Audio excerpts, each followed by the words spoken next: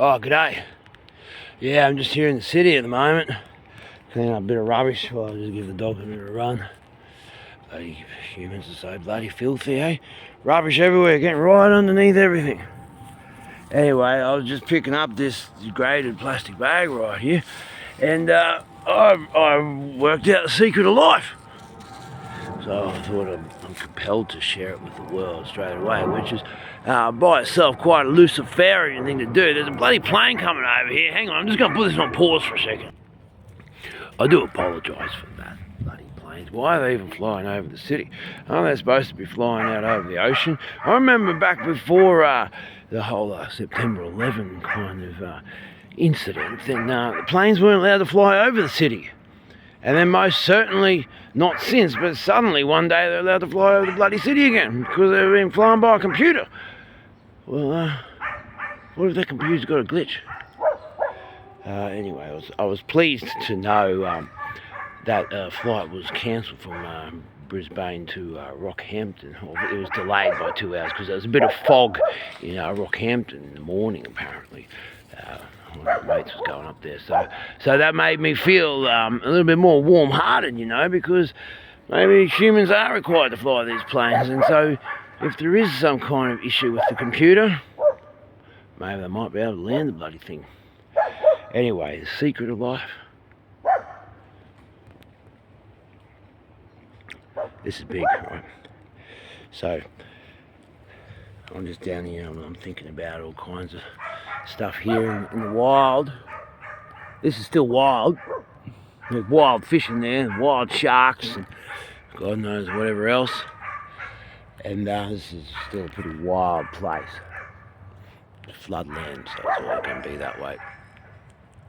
And you know, do you find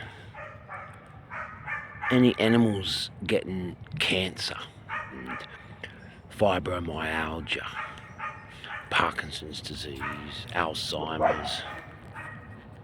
You know, do you find any animals in the wild living that long?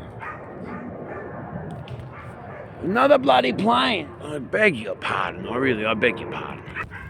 I do apologise for that. You can hear Elvis barking in the background. He's not causing disturbance, is he?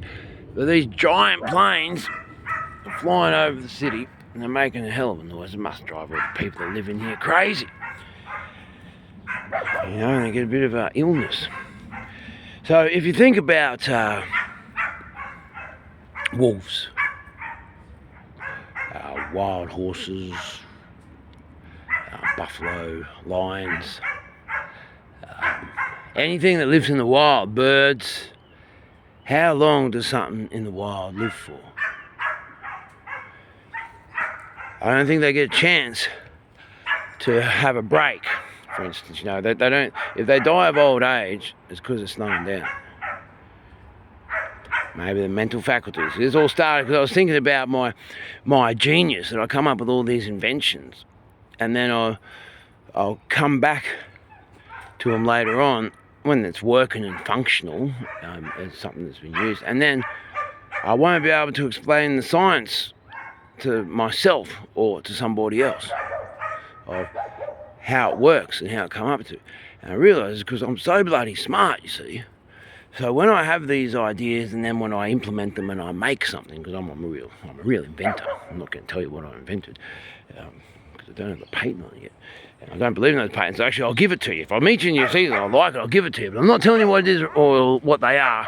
Anyway, I figured then, like, I don't really have too much to worry about when I started to think about how I might lose my mental faculties, you see, and then start to be a little bit off the air, and that would be tragic for me. That would be like a fate worse than death, you see. And then I realised, well, nah, I'll be alright. Because when I start to get to that point, then instead of zigging, I'm probably going to zag. Or zug, or zug, or zig-zag, or something like that. Instead of doing a zigzag, I'm going to do, you know, instead of zigging, who knows what am I doing then? Bang! Chomp! Be eaten by something. Don't worry, there's plenty of things to eat you. Or either that, Or it'll be like this, you know. See, I'll be walking on here and I'll doom, bang. Now I have been filming. I've been to this place before when I was in the city, and I was filming to my mate George. Yeah, I breed some great dogs, right? And I'm here, yeah, mate, look at my dogs there, bang! And I'm on the ground, I'm still filming. Oh, Jesus, see that, mate? Oh, God. I'm glad no one didn't see that, you know. Yeah, so something like that could happen, then you just be eaten by maggots, if nothing else. And that's fine by me, because, you know, I don't really want a funeral. I don't want a marker for my burial. I don't want a burial. I just want to die. When I die, no one's even going to know, hopefully, whether I'm dead or alive for like 150 years. It just has to be calculated. Go, well, that bastard must be dead by now. You know, it must be like that's, he can't have lived, or has he? If he's still alive, he must be due to die soon. That kind of thing, you know. Because apparently, like Jesus' time, then the average lifespan was 133 years back in that time for anyone who was a bit like Jesus or like the Buddha or Lao Tzu. You know, it had gotten to a point, you know, well, the Buddha apparently he died when he was 86 years old, I believe. Anyway, that's but did he have disease? So if you're going to live, he lived out in the open, didn't he? He slept out in the open, meditated out in the open. So he charmed the cobra snakes and the tigers and all that kind of stuff when they come around. There's no risk of being eaten by him because he's like. So I'm going to do that. But if I get to the point I don't have my mental faculties around me, then I might sort of do a snake charming routine on a bloody dingo or something like that, or a crocodile, and it's not going to work out for me, you see. So then that'll be a good death, you see. But either way, I could be standing here right now, and that's why I'm filming here. Right, another bloody plane, excuse me. Sorry about that, I don't know where all these bastards are going in such a hurry. I mean, it's pretty clear to me, if you're going faster than walking pace, you want to be in control of whatever is making you go that fast. So you never catch me on one of those bloody things unless I'm flying it. And don't you worry. I know how. Well, I'll work it out pretty quick. But anyway, where we're getting at. Excuse me, Elvis, excuse me, mate. If you're going to bark, can you go and bark somewhere else for me? Just for a couple of minutes, please, mate. Or you want to just join? Yeah, good boy, off you go. Thanks, mate. So, sorry about that. See, he's polite. I've been on those bloody aeroplanes. I better keep picking up the rubbish while I'm here. You see, because this is the kind of situation. See, now I've got my back to here. What's down there? What's lurking down there? See, I'm here in the city. There could be anything down there. You know, there's an 8.5 metre python around here somewhere. Now, that thing, you know what that eats? Whatever it wants. You know where it goes? Wherever it wants. You know what it does? Whatever it wants. It wants to do me. It can do me. It wants to go me. It can go me. It wants to eat me. Well, bastard can eat me, can't he? As long as he catches me in my sleep or something like that. Now that'd be a good death, and that's what this is about. See, if someone was to come leaping up from behind me there and grab me and manage to get me off guard enough till I can't turn around and do it. Oh, whoop. Sorry, you missed that kick. It's all right, I just stood on the dog. Sorry about that. But yeah, so see, there's a hole in there. There could be anything down there. You know, so I've got my back to it. I'm very vulnerable. And if something was to jump out of there and get me, then that would be a good death. That'd be an honourable death for a bloke like me. It'd be a good death. And in a situation like this, could have the car parked out over there, and all the dogs here and stuff. But well, hopefully, if something ate me, it'd eat the dogs as well. Because I'd hate to think of them having to live without me, actually. But no one would know that I'm dead. It'd be a good death. There'd be no marker for me.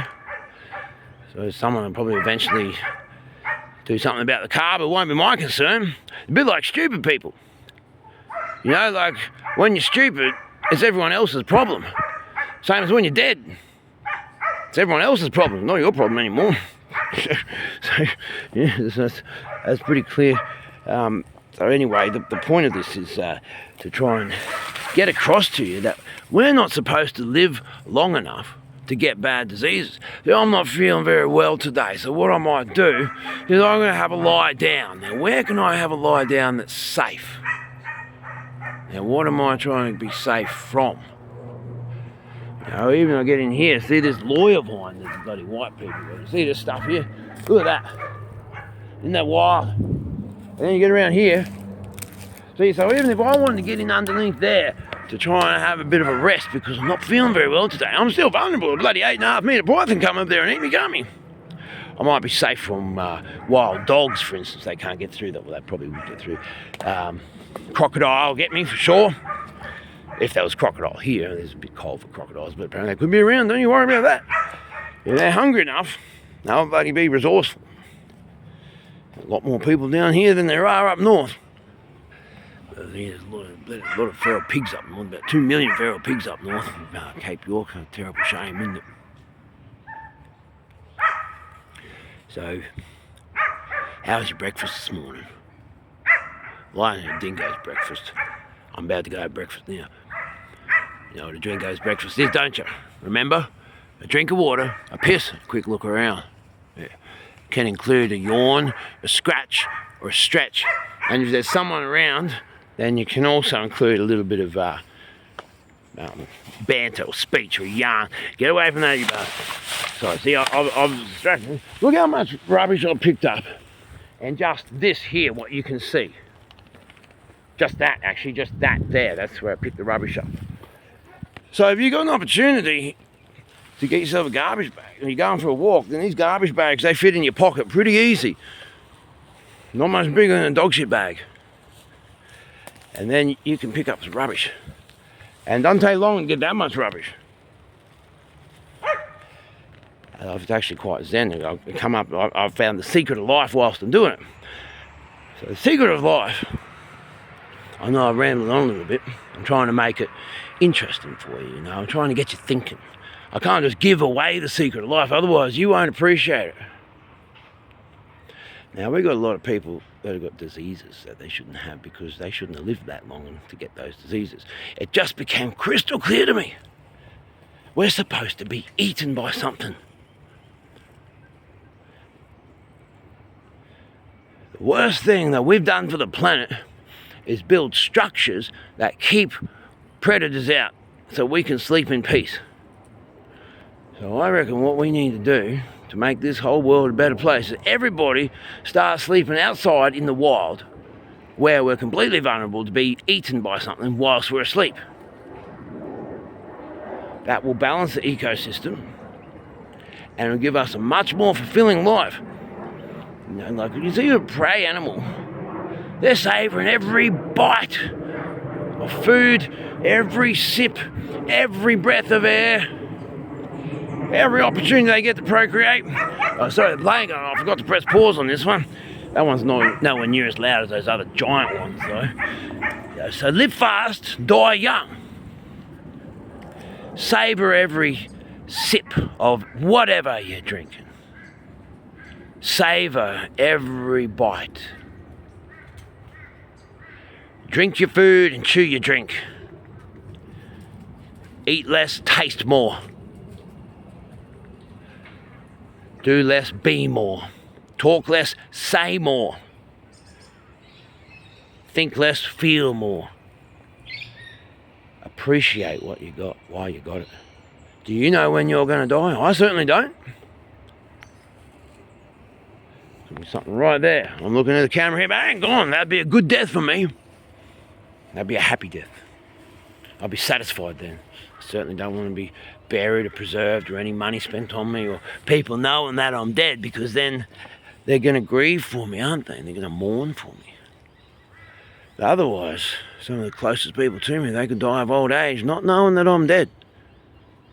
I could have died 50 years earlier. But if they don't know I'm dead, then they can never grieve for me. And there's no grave that can be honoured. And there's certainly there are those people out there that may even think of me as some kind of deity as well, and I don't want that. That's not what my thing is, you know. We're all deities. We're all each other. We're all the divine. We're all the great spirit. We're all God. We're all nature. We're all each other. In Lakesh. Namaste. live fast, die young, be vulnerable. Don't be reckless. You don't need to be reckless. Just be vulnerable. Sleep vulnerable. Sleep out where sharks can get you, where crocodiles can get you, where dingoes can get you, where giant pythons can get you. You know, things that are going to eat you, not things just going to kill you, but things can eat you. Sleep out there. You're really living, you know. And if you wake up in the morning and you're not dead, then that's a real blessing. And then you can really feel blessed and graced. So you got no worries then. If you go and make the fact that you're still alive everyone else's problem, no worries. Because otherwise, if you were meant to go, then something would have eaten you. I think that's about it for now. Hopefully I got my message across to you. All the best. In case I don't see you again, cheerio.